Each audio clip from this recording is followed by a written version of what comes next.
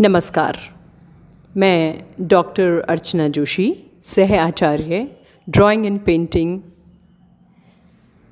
प्रिय विद्यार्थियों, आज की हमारी चर्चा का विषय है प्रसिद्ध भारतीय चित्रकार नंदलाल बोस। इस भारतीय कला मनीषी का जन्म स्वतंत्रता पूर्व 3 दिसंबर 1883 को मुंगेर, खड़गपुर में हुआ था। बचपन से ही श्री बोस को कला संस्कार विरासत में मिले। इनके पिता नहर विभाग में एक निदेशक थे, लेकिन बाद में उनकी दरभंगा महाराज के राज्य में स्थापत्य शिल्पी के रूप में नियुक्ति हुई। नंदलाल की माता भी एक शिल्पी थी। बचपन से ही बालक को कला का वातावरण मिला और यह बाल कलाकार बड़ी उत्सुकता से कुम्हारों को मिट्टी के खिलौने बनाते हुए घंटों तक देखा करता था। इस कलाकार सुलभ हृदय का मन संस्कृत व्याकरण व गणित में कभी नहीं रमा। बड़ी मुश्किल से 10 दर्जा क्लास पास की। इंटर परीक्षा उनसे पास नहीं हो सकी।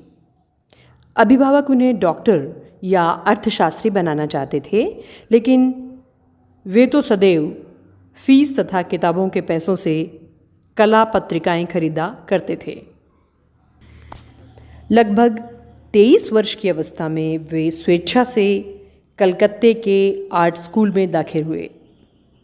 उस समय स्कूल के उपाध्यक्ष पद पर अवनींद्र नाथ जी थे। अवनींद्र नाथ जी के बारे में क्या कहें। अवनींद्र नाथ जी अपने शिष्यों से जो संबंध रखते थे वे अलग तरीके के होते थे। वे उन्हें शिष्य नहीं बल्कि अपना बंधु समझते थे और अत्यंत बंधुत्वपूर्ण उनके संबंध अपने शिष्यों से हुआ करते थे। कलागुरु अवनींद्र नाथ जी ने नंदलाल की प्रवेश परीक्षा के लिए एक चित्र, ये एक रेखा चित्र था सिद्धिदाता गणेश जी का। इसकी प्रतिच्छवि देखकर ही उन्होंने नंदलाल जी को अपना प्रिय शिष्य बना लिया। वे इस चित्र से बहुत प्रभावित हुए और कतिपय उन्होंने उनमें भावी महान चित्रकार के चिन्ह देख लिए थे। कला स्कूल में ही उन्होंने कुछ प्रसिद्ध चित्रों की रचना की। श्री बोस के इस समय के प्रसिद्ध चित्रों में है हंस सिद्धार्थ की गोद में, सती, शिव सती, कर्ण, भीष्म प्रतिज्ञा व नटराज।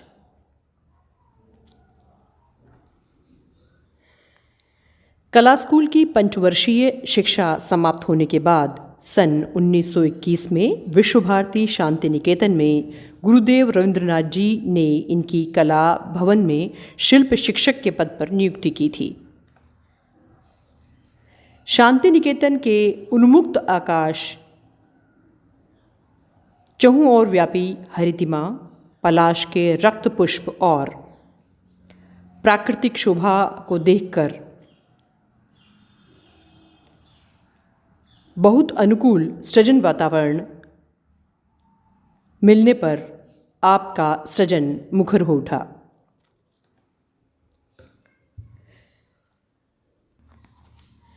नंदलाल बोस ने अजंता, बाघ आदि गुफाओं के भित्ति चित्रों की प्रतिलिपियां तैयार कीं, जिससे उनकी ख्याति चारों तरफ फैल गई। 1924 ईस्वी में वे चीन गए, जहां उन्होंने चीनी कला का अध्ययन किया। वसु ने विषय तथा तकनीक की दृष्टि से भारतीय परंपरा की सीमा में बंधकर ही अपने प्रयोग किए। उनके प्रमुख चित्रों में शिव का विषपान, दुर्गा, अर्जुन, युधिष्ठिर की स्वर्ग यात्रा, वीणावादिनी, गांधी जी की दंडी यात्रा, संथाल संथालिनी, उमा की तपस्या, मेघ, विरहणी आदि प्रमुख हैं। श्री नंदलाल बोस ने रूपावली तथा शिल्पकला नामक कला विषयक पुस्तकें लिखी हैं। उन्होंने जीवन के अंतिम वर्षों में जिन कृतियों का निर्माण किया उनमें असाधारण रेखांकन दिखाई पड़ता है। उनके चित्रों में रेखा चित्र की आकृति का प्राण बन गई है। आलोचकों ने उनकी कृतियों के विषय में अर्थात आर्ट क्रिटिक्स ने उनके बारे में कुछ इस प्रकार कहा है कि उनकी कृतियाँ कला के इतिहास में एक क्षण है, सदा प्रवाहमान निरंतर गतिशील धारा नहीं है। उनकी कृतियों में आधुनिक अभिव्यक्ति का सामना करने की क्षमता नहीं है।